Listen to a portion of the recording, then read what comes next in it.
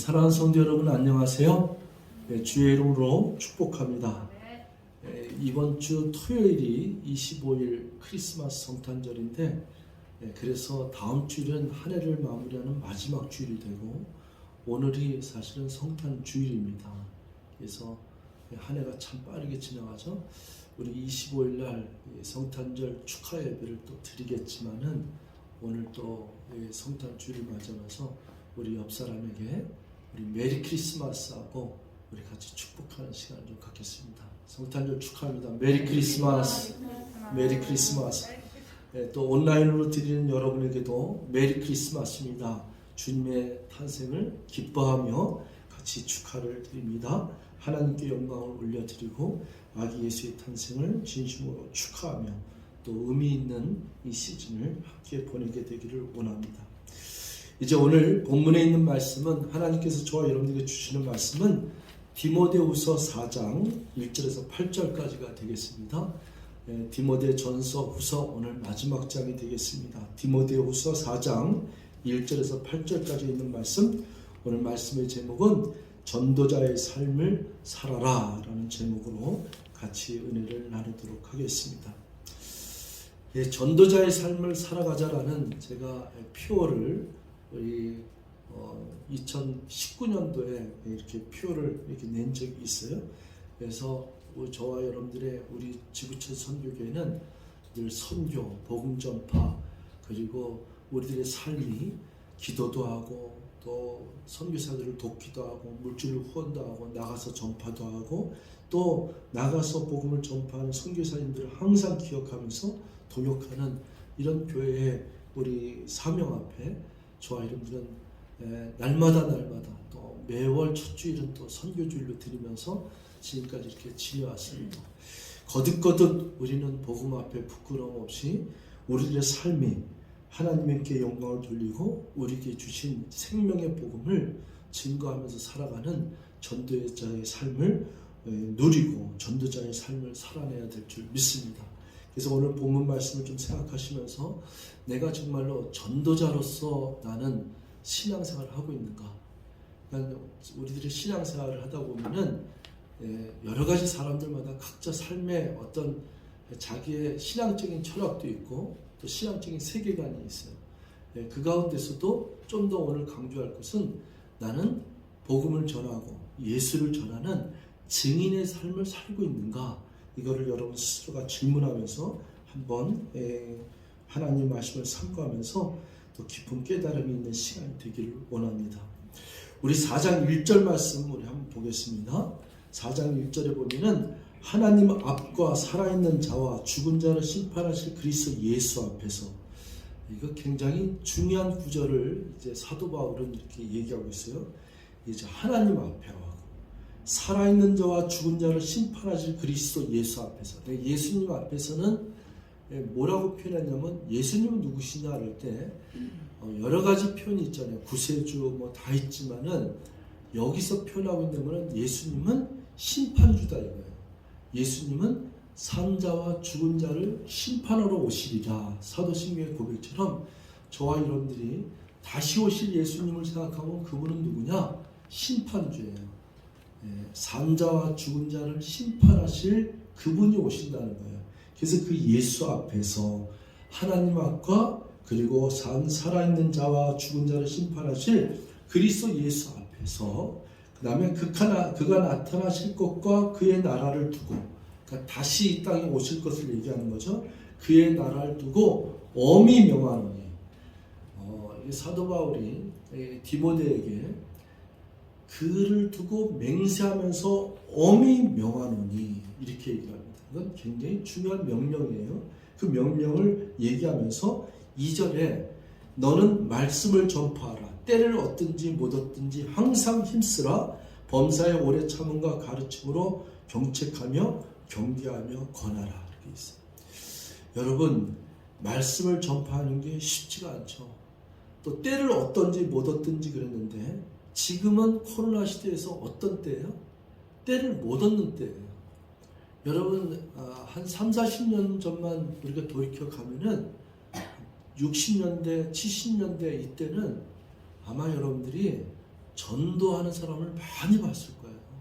그리고 대부분의 크리스찬들이 이 손에 성경책을 여기다 끼고서는 걸어다니면서 교회를 다녔어요.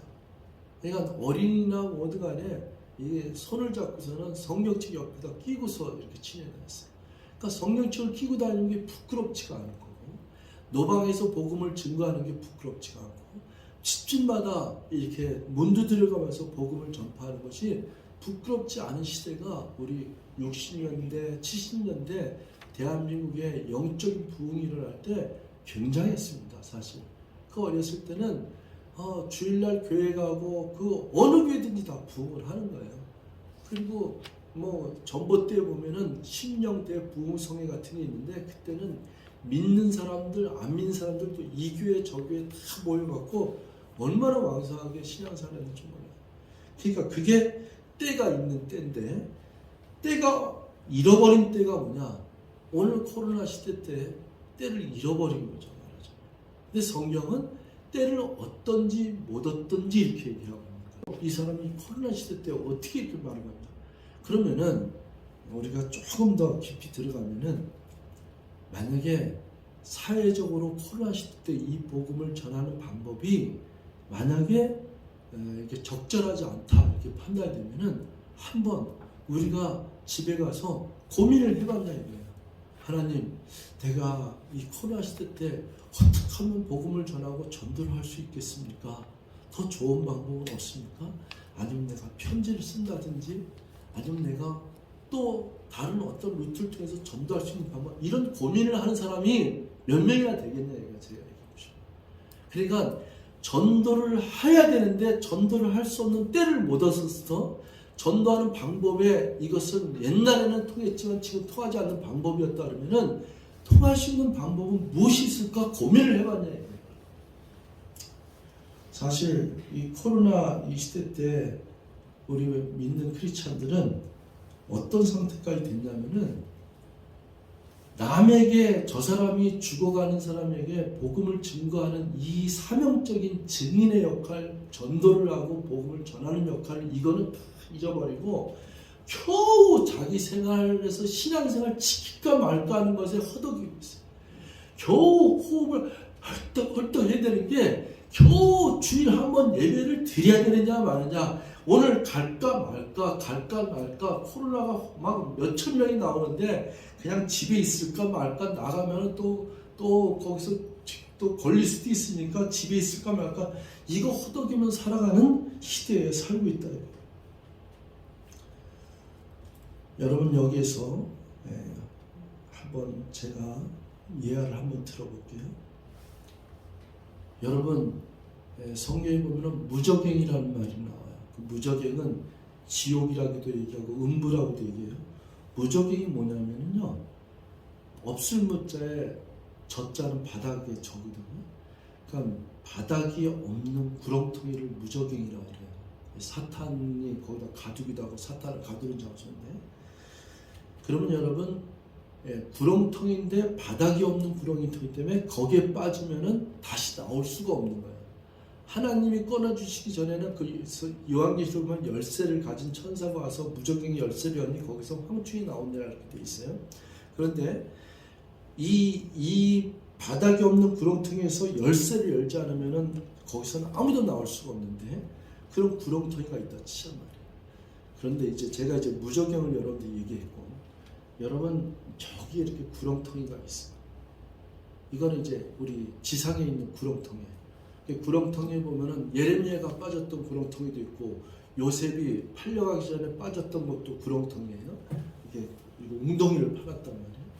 그런 사람이 이렇게 지나갈 때, 여러분들이 오늘날 아무리 이기주의고 개인주의를 하더라도, 아마 요즘은 이기주의고 개인주의에서 아마 관심도 없을 수도 있어요. 사람이 지나가다가 저 구렁텅이가 있는 걸 보고서는 그 사람은 모르고 이렇게 지나간다 치면, 그러면은 우리 믿는 크리스찬, 또 믿는 크리스찬이 아니더라도 저 구렁텅이로 이렇게 지나가서 저 사람이 좀만 한두 발만 더 가면은, 몇 발자국만 더 가면은 구렁텅이 빠지는데, 여러분들 그 사람에게 안 돼요, 거기 빠져요, 가지 마세요, 이렇게 멈추고 말을 해야 되고 그 사람을 갖다 뿌집어내야 되고 그 사람한테 거기 가면 안 해요. 이리로 와 이제 삽니다 하고 얘기를 하는 것이 그게 본질 아니겠어요? 근데 오늘날 크리스찬들이 아까 얘기한 이 무적행이라고 하는 저 사람은 빠졌으면은 장대라도 가져와갖고 아이고 가지 말라 그랬잖아요. 이거 어쩌다 이렇게 빠졌어 하고서 이렇게 잡아 끄집어낼 수 살 수는 있지만은 바닥이 없는 구렁텅이에 빠지면은 그 사람은 영원히 살 수 없는 지옥불에 빠지는데 그 지옥불에 빠질 수 있는 그 무정행의 구렁텅이로 가는데도 우리 크리스찬들이 그 사람한테 가서 안 돼요. 당신 가면 죽습니다. 당신은 거기 가면 다시는 못 나옵니다. 이렇게 얘기할 수 있는 크리스찬이 몇 명이나 되냐 이겁니다.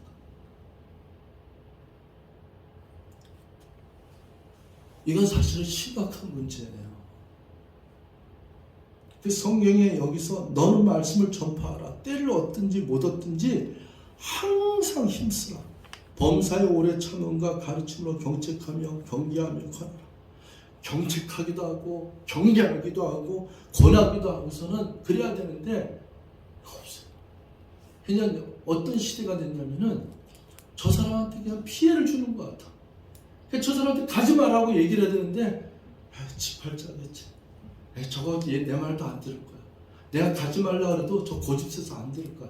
이런 시대에 살고 있는 거야. 그냥 내가 저쪽으로 가서 얘기하면 오해받을까 봐. 이런 시대에 살고 있어요. 이거 제가 여러분들한테 리얼하게 얘기하는 거 다 공감하실 거예요. 우리가 뭐 전철을 타든지 또 어디 가든지 이거는 정말 심각한 문제인데도 불구하고 아마 만연하게 퍼져 있는 이 지금의 삶의 이런 시대 속에서 우리들의 흐름이 뭐냐면은 이거예요. 그냥 이거는 그냥 말없이 그냥 침묵 속에서 그냥 흘러가는 시대를 그냥 강물이 흘러가듯이 뚝뚝 돌아가는 시대를 세월만 시간만 보내면서 그렇게 가는 거예요. 겨우 내 목숨만 건지면 되는 거고 겨우 내 건강만 지키면 되는 거고 겨우 내가 내 삶의 어떤 문제에 내 삶의 본질을 느끼지 못하고 그냥 이렇게 살아가는 거예요. 3절 4절에 보면은 때가 이르르니 참 때라는 게 성경이 많이 나오는데 전도서의 3장에 보면은 사람이 죽을 때가 있고 그리고 병들 때가 있고 그리고 또 뭘 얘기하냐면 침묵할 때가 있고 말할 때가 있고 사람은 말할 때 말을 해야 돼요. 침묵이 다가 아니에요. 말할 때 말을 해야 된다는 얘기는 아까 같을 때는 말을 해야 되는 거예요. 예수를 전해야 될 때는 예수를 전해야 되는 거예요. 근데 전해야 될 때 전하지도 않고 말할 때 말하지도 않고 그냥 침묵하고 있다? 아니죠.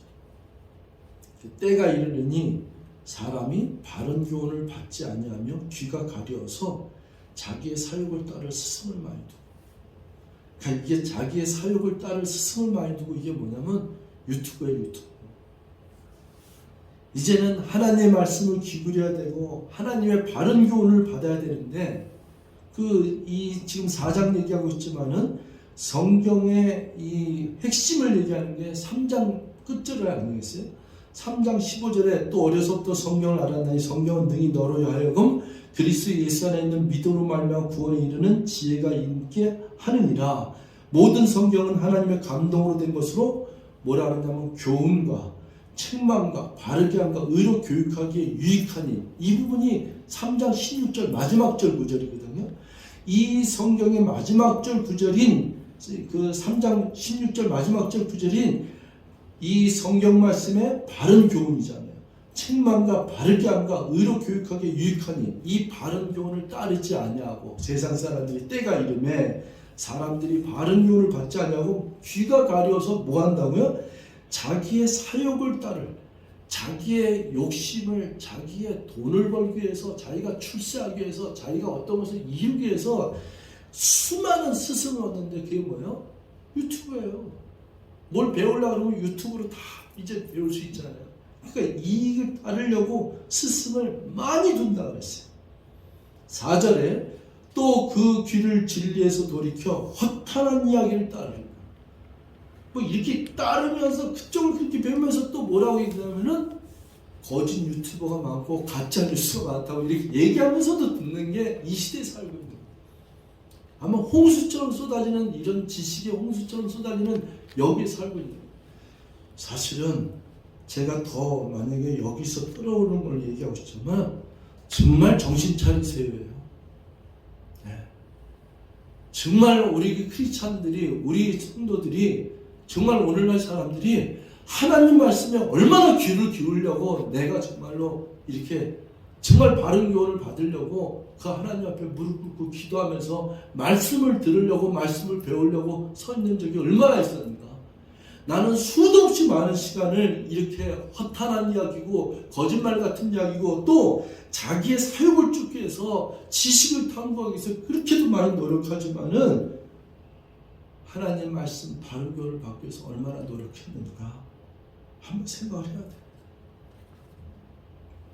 5절에 있는 말씀이 핵심이에요. 자, 5절 말씀 우리 다 같이 읽습니다. 시작. 그러나 너는 모든 일에 신중하여 고난을 받으며 전도자의 일을 하며 내 직무를 다하라. 이제 이런 거에 선상을 얘기하면서 사도 바울이 디모데에게 그러나 사랑하는 아들아, 이 디모데후서 4장의 이 부분은 사도 바울의 마지막 유언이에요. 죽을 때가 다 된 거예요. 그래서 이 디모데에게 그러나 너는 모든 일에 신중하여, 그러니까 앞에 것들을 부정하는 거 아니에요. 너는 이렇게 허탄한 것을 쫓지 말고 이러한 때를 갖다가 이런 시대에 휘말리지 말고 그러나 정신을 차려서 너는 모든 일에 신중하여 고난을 받으며 전도자 일을 하며. 여러분 여기서 전도자 일을 하며의 그 앞에 부분이 뭐냐면 고난을 받으며. 이 선교사들이던 그리고 진짜 복음을 전도자들은 편안한 상태에서 전도하는 사람은 아무도 없어요. 전도하는 사람은 다 박해를 받았어요. 핍박을 받았어요. 허다못해 며느리가 이 믿지 않는 가정에 들어가서 전도하려면 시어머니, 시아버지부터 시식구들한테 다 핍박하고 박해받으면서 전도하는 거예요. 믿지 않는 가정에, 제사 지내는 가정에, 또 다른 종교 믿고 그냥 고사떡이나 지내고 하는 그 가정에 크리스찬이 한 명 들어가면은 그 크리스찬을 가만 놔두겠어요? 사탄만. 그러니까 당연히 고난을 받는 거예요. 어려움을 받는 거예요. 핍박받고 그런 상태에서 전도를 하는 거예요. 그러니까 지금 우리들이 편안하게 앉아서 유튜브나 떴다고 TV 보면서, 그리고 코로나 시대니까 아무데도 안 가고 집에만 있으면서 전도를 한다? 진짜 웃기는 얘기죠. 말도 안 되는 거죠. 그건 있을 수가 없어요. 그러니까 편안하게 신앙생활하는, 겨우 한다는 게, 겨우 이 신앙생활 하는 게 이거 예배를 드려야 말까, 그러니까 여기에 숨 넘어가시 헐떡거리는 시대에 살고 있다니까. 전도자 일을 한다는 것은 고난을 받는 거예요. 편치 않는 거예요. 사람들한테 손가락질 받을 수도 있는 거고. 지금 만약에 노방에서 누구한테 전도한다고 이렇게 하면은 사람들이 뭐라 그래요? 꼭 저렇게 티를 낸다 그러고 뭐 손가락질 받죠. 그 전도해야 하는 방법이 잘못됐다 그러면 다른 방법을 연구하고 한번 전도하는 거에서 고민해봐요. 밤새. 아까 구렁텅이 빠지는 사람을 갖다 정말 어떻게든 막아야 되는데, 내가 이 방법으로 하면은 욕을 먹고 이 방법으로 하면 오해를 받으니까 저 사람을 막을 수 있는 방법을 하나 이렇게 눈물을 흘리면서 기도하면서, 하나님 난 정말 저 사람에게 증거해야 되고 말해야 되는데 하나님 나한테 지혜를 주시옵소서, 그렇게 기도를 해봤냐고.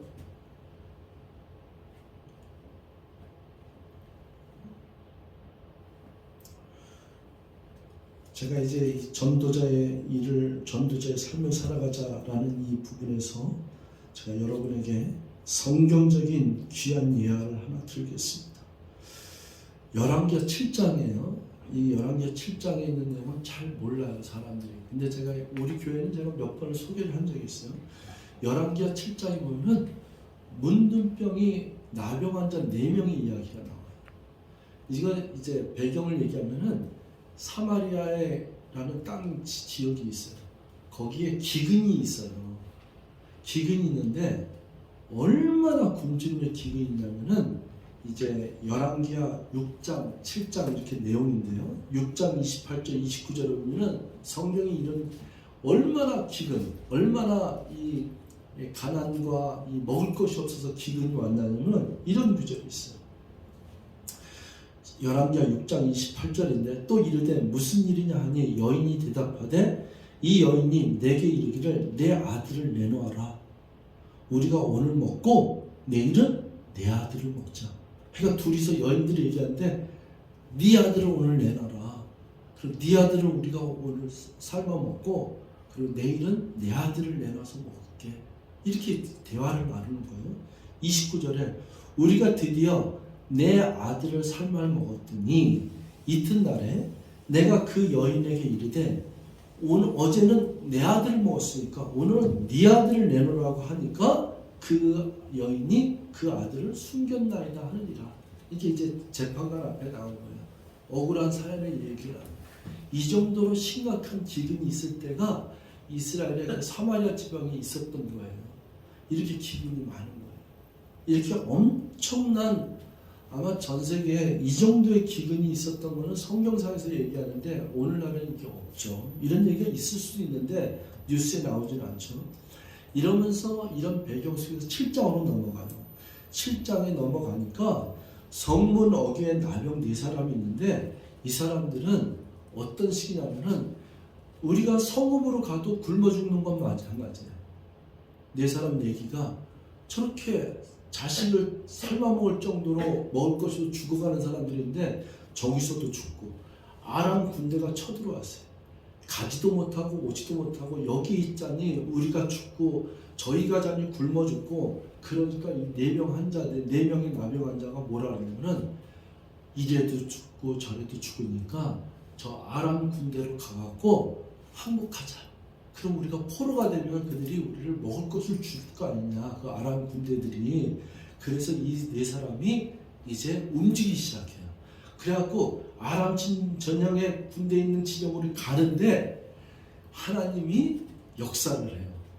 이 4사람의 그 나병 환자가 그 아람 진영으로 가는 길에 이 아람 군대 사람들로부터 이 귀를 갖다가 하나님이 열게 하셨는데 이 4사람 움직이는 동안에 무슨 소리를 듣게 했냐면은 아람 군대로 하여금 병거 소리와 말소리와 큰 군대의 소리를 듣게 하셨습니다. 그러니까 4사람이 글로 가는데 이 아람 군대 진영이 야 저들이 큰 군대로 해서 뭐 병거와 말려가 또 옆 나라의 군대랑 뭐 쳐들어온다고 해서는 자기들이 있는 먹을 것과 그리고 모든 이런 장비들과 이런 것들을 다 내빼기쳐서는 도망가요. 혼비백산해갖고 도망가요. 그 도망을 간 장면이 나와요. 그랬더니 이 4명의 그 나병 환자들은 문병 환자들은 가서 항복하려고 갔는데 아무리 그 텐트를 뒤져보고 하더라도 사람이 하나도 없는 거예요. 사람이 하나도 없으니까 거기 보니까 먹을 것도 있고 그러니까 먹을 거 먹었지 또 거기에서 있는 뭐 은과 금과 또 의복 같은 거 있으니까 그걸 또 끄집어내갖고 땅에다 감추고 또 먹고 마시고 또 땅에다 감추고 의복 입고 막 신이 난 거예요. 이게 막 어리둥절한 거예요. 이 사람들이 다 어디로 갔지? 왜 이걸 먹을 걸 가지고 다 도망갔지? 이렇게 된 상태예요. 그런데 오늘 여기 메시지 핵심은 그 다음이에요. 이제 7장 9절에 보면은 나병 환자들이 그 친구에게 서로 말하되 이렇게 해서는 안 되겠다. 지금 우리가 하는 행동이 잘못됐다. 왜냐? 오늘은 아름다운 소식이 있는 날이거늘. 이게 뭐예요? 복음이에요, 복음. 오늘은 이렇게 기쁜 소식이 있고 오늘은 이렇게 아름다운 소식이 있고 이 복음이 있는데 우리만 잘 먹고 여기서 있는 것이 우리가 행동이 우리들의 지금 하는 일들이 옳지 않다. 우리가 저 가난하고 저 죽어가는 저 백성들 성읍에 가서 왕에게 가서 이 아람 군대들이 먹을 것과 이런 걸 다 놔두고 도망갔다고 우리가 소리쳐 외치자. 그래갖고 그들이 이 다시금 돌이켜갖고 복음을 알리려고, 기쁜 소식을 알리려고 그 성으로 다시 뛰어들어가는 거예요. 그래갖고 그들에게 아름다운 소식을 전하는 거예요. 그래서 그 왕이 정탐꾼을 보내서 아람 군대가 강군을 한 다음에 그래서 이 백성들이 가서 그 먹을 것과 이것을 다시 취해오는 장면이 이 열왕기하 7장에 나와요. 이거는 성경에서 우리에게 주는 커다란 교훈이에요. 이 열왕기하 7장에 나오는 이 4명의 문둥병의 이야기는 복음을 들고 산을 넘는 아름다운 소식을 전하는 복음을 증거하는 자들의 아름다운 발걸음이요 이사야서에 나오거든요. 이 구절을 따서 우리가 복음 전하는 자들의 발걸음이 아름답다고 이렇게 얘기를 하는데, 여러분 이와 같이 전도자의 삶이라고 하는 것은 축복되고 아름다워야 돼요. 정말 크리스찬의 삶은 그 발걸음이 가는 곳마다 사실은 복되고 아름다워야 돼요. 사람이 이 세상에 태어나서 예수를 만난 것도 복이고 예수님에서 구원받은 은총이 얼마나 그 크신 은혜가 있어요. 그래서 우리가 은혜의 찬양을 그렇게 많이 부르잖아요.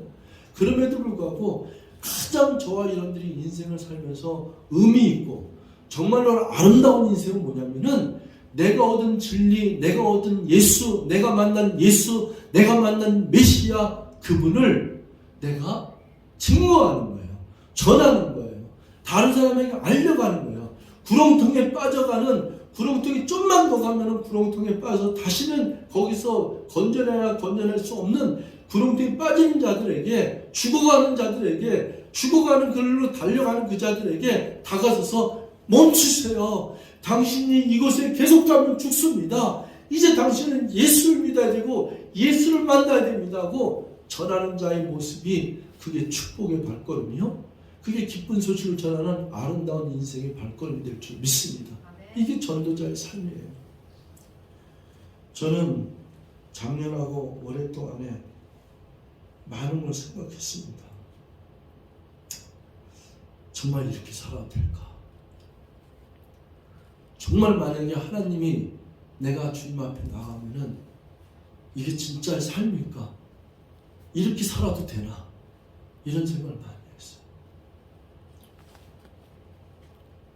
그래서 이제 6절, 7절, 8절에 보면은 사도 바울의 마지막 죽어가는 이 유언과 같은 고백이에요. 전제와 같이 내가 벌써 부어지고 나의 떠날 시각이 가까웠도다. 이제 내가 이 세상을 떠날 시간이 가까웠다 이렇게 얘기를 하고요. 그러면서 나는 선한 싸움을 싸우고 나의 달려갈 길을 마치고 믿음을 지켰으니 8절에 이제후로는 나를 위하여 의의 멸류관이 예비되었으므로 주 곧 의로우신 재판장이 그날에 내게 주실 것이며 내게만 아니라 주의 나타나심을 사모하는 모든 자에게 보니라. 물론 이 메시지는 주의 종들에게, 목사들에게, 선교사들에게 하는 메시지로 많이 잘 알려져 있지만은, 목회 서신으로 잘 알려지만은 전 그렇게 생각 안 해요. 모든 크리스찬들이 전도자의 삶을 살아야 됩니다. 전도자의 삶이란 3가지를 준비할 수 있어야 돼요. 하나는 항상 이사갈 준비를 해야 돼요. 이사갈 준비를 하는 사람은 뭐냐면은 미련 없이 버리고 떠나는 거예요. 지금은 그걸 뭐라 하죠? 포장이사가 있잖아요.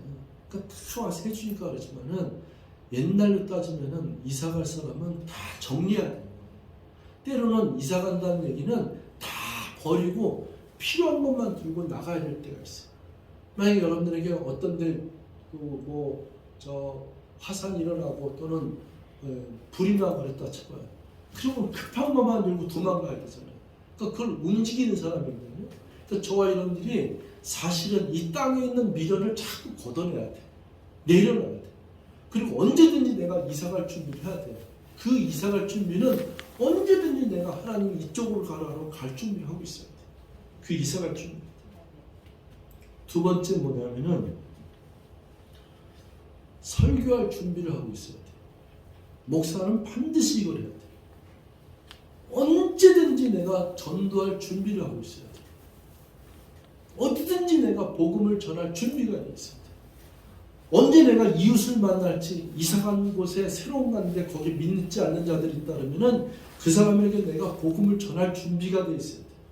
내가 사나 죽으나 살든지 죽든지, 그 아까 문든병이 그 사람들이 사실은 목숨 건 거예요. 여기서도 죽고 저기서도 죽으니까 그 사람들이 살려주면 살려지지만 죽이면 죽겠다고 생각하고 항복하러 간 거예요. 항복하러 간다는 거는 살려고 간 게 아니라 죽을 수도 있다고 각오해서 가는 거거든요. 그러니까 사나 죽으나 우리가 주님께 있기 때문에 나는 복음을 위해서 복음을 전할 준비를 하고 살아야 돼. 마지막 세 번째가 죽을 준비를 하면서 사는 거예요. 나는 크리스찬들은 이 죽을 준비에 대해서, 죽음에 대해서 생각을 해봐야 돼요. 여러분, 죽음을 두려워하는 게 아니라 죽음을 어떻게 죽음을 맞이할까를 우리가 생각을 해야 된다니까. 근데 이 개념이 없어갖고 죽음에 대한 공포만 이게 두렵고 떨린 거지, 내가 어떠한 죽음을 맞이할 거에 대해서는 생각을 안 해요. 이 죽음에 대해서 어떤 죽음을 맞이할까 생각을 한다면은 잠깐 이렇게 생각을 할 때, 나는 남한테 혹시 빚진 것은 없을까? 나는 남한테 해 끼칠 건 없는가? 나는 다 두고 갈 수 있어. 다 버리고 갈 수 있어. 그래도 사람에게 못된 짓 한 거는 그래도 내가 이거를 해결하고 가야지. 이런 걸 생각할 수 있는 사람이 죽을 준비하는 수 있는 사람. 근데 그냥 욕심에 뭐 맨날 허덕이려고 그러고 맨날 돈 벌려고 그러고 맨날 출세하려고 그러고서 남한테 해코지라고 사기치고 거짓말하고 이렇게 살고서는 그 마음에는 그냥 죽을까봐 벌벌벌 떨면서 살다가 죽음에 언제 들이닥치는 것도 생각도 못하면서 죽음만 벌벌벌 떨다가 그냥 갑자기 죽어가는 게 이거 우리들의 인생이에요.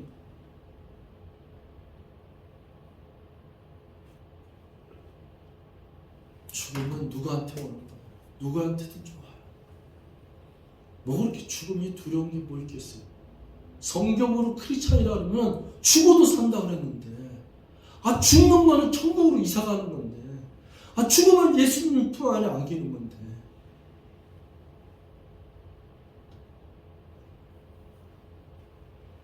사실은 어떻게 살았냐가 더 중요하죠. 어떻게 살다가 아름답게 전도자의 삶을 살다가 주님을 만나야지. 언제든지 주님 나를 부르시면은 내가 두 손 들고 주님 앞에 가야지. 그 준비를 할 줄 아는 자가 사실은 지혜로운 자입니다. 말씀을 마쳐야 되는데요. 아까도 제가 얘기했지만 올해도 다음 주일은 마지막 주일이에요. 한 해가 이렇게 빨리 지나갔습니다. 예수님이 탄생한 성탄절, 성탄절의 본질은요, 예수예요. 예수가 없다면 아무 의미가 없는 거예요. 우리 축하하고 성탄절 캐롤 듣지만은 그 예수는 뭐예요? 죽음하고 사망하고 죄하고 관계되어 있는 거예요. 죽을 수밖에 없는 죄인이 살아난 거예요. 이게 성탄절이에요. 영영이 지옥불에 저 구렁텅이 바닥불이 없는 저 구렁텅이에 빠져서 죽을 죄인이 예수님이 오셔서 건져주신 거예요. 그래서 예수님을 뭐냐면 주는 그리스도시여 살아계신 아들이라고 얘기하는 것은 그분이 구주예요. 구세주예요. 나를 죽음과 사망에서 나를 건져주신 거예요. 영영 죽을 수밖에 없는 이 죄인을 살리신 거예요. 십자가에서 우리를 건져주신 거예요. 그분이 누구냐? 그분이 구주예요. 그분이 누구냐? 구세주예요. 그래서 메시아, 그리스도가 탄생하셨네. 구세주가 타셨네. 기쁘다 구주 오셨네. 예수님의 탄생은 바로 나의 개인적인 나의 구원자 예수에서 탄생한 것입니다. 성찬식 할 때 늘 얘기하지만 예수님의 십자가의 죽으심이 나를 구원하셨기 때문에 주님의 죽으심을 우리는 죽는 날까지 전하는 것이 성찬식에 참여하는 일입니다. 사랑하는 성도 여러분, 여러분의 삶 가운데 증인이 되십시오. 내가 어떻게 구원을 받았으며 내가 어떻게 크리스찬이 됐으며 이 죄인이 의인이 됐으며 전에는 죄인이었는데 이제는 하나님의 아들이라 그랬고 전에는 사망이 죽음이 지옥이 나한테 선물로 왔었는데 이제는 예수 믿고 난 다음에 죽음 사망이 아니라 영원한 생명이라는 것 하나님의 자녀라는 것 이것이 우리에게 선물로 왔다는 것을 증거해야 될 줄 믿습니다. 이것이 사람들에게 나 살아났습니다. 나 구원받았습니다. 나 선물 받았습니다. 영원한 생명을 선물 받았고 하나님의 자녀라는 것을 선물 받았고 이제는 내가 I tell the world 나는 that I'm a Christian 내가 크리스찬이라는 걸 증거하고 전하고 외치겠습니다. 이 고백을 드리고 믿지 않고 죽어가는 저 구렁텅이에 빠진 자들을 그들에게 손 내밀어주고 그들에게 가까이 다가와서 외치고 전하고 그래서 그들을 살리고 이것이 전도자의 삶인 줄 믿습니다. 여러분 주님 만날 때까지 마지막 시대라고 하는 이 시대 속에서 전도자의 삶을 살아가는 정말 아름다운 복음을 전하는 복된 삶을 저와 여러분들이 누리면서 그런 삶을 살아가시면서 승리하시기를 주여로 축원드리겠습니다. 기도하시겠습니다. 사랑의 하나님 고맙습니다. 하나님 아버지 저희들의 삶 가운데 가장 중요한 것이 무엇인가를 깨닫게 해주시옵소서. 내 인생 사는 동안에 예수를 만난 것이 복이며 복음을 들은 것이 복이며 그 복음을 듣고 예수를 영접하고 예수님을 나의 구세주라고 고백하게 하신 것 하나님의 은총입니다. 이제는 하나님의 자녀로 살게 되었습니다. 구원받은 백성으로 살게 됐습니다. 영영이 지옥불에 떠들어질 수밖에 없는 운명이 이제는 영원한 생명을 선물로 받고 하나님의 자녀로 살아가는 평강 가운데 살아가는 예수님과 동행하여 살아가는 특권을 누리게 됐습니다.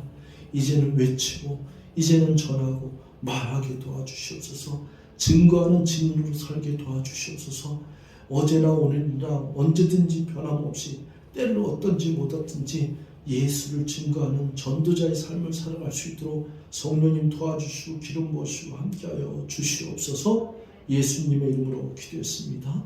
아멘.